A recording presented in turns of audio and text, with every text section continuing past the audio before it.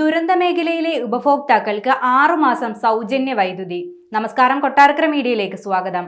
വയനാട്ടിലെ ദുരന്തമേഖലയിലുള്ള ഉപഭോക്താക്കളിൽ നിന്നും 6 മാസത്തേക്ക് വൈദ്യുതി ചാർജ് ഈടാക്കില്ലെന്ന് വ്യക്തമാക്കി വൈദ്യുതി മന്ത്രി കെ കൃഷ്ണൻകുട്ടി.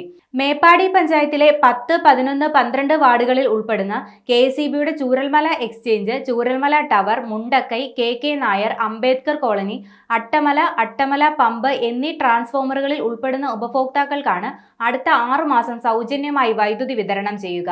ഈ ഉപഭോക്താക്കൾക്ക് നിലവിൽ വൈദ്യുതി ചാർജ് കുടിശ്ശികയുണ്ടെങ്കിൽ അത് ഈടാക്കാൻ നടപടി സ്വീകരിക്കരുതെന്നും നിർദ്ദേശം നൽകിയിട്ടുണ്ട്. ദുരന്ത മേഖലയിലെ 1139 ഉപഭോക്താക്കൾക്ക് ഇതിന്റെ പ്രയോജനം ലഭിക്കും. ഇതിൽ 385ഓളം വീടുകൾ പൂർണ്ണമായും തകർന്നു പോയിട്ടുള്ളതായി KSEB കണ്ടെത്തിയിട്ടുണ്ട്. ആദ്യം 2 മാസത്തേക്ക് ഇളവ് അനുവദിക്കാനായിരുന്നു നീക്കം. പിന്നീട് ഇത് 6 മാസത്തേക്ക് തീരുമാനിക്കുകയായിരുന്നു.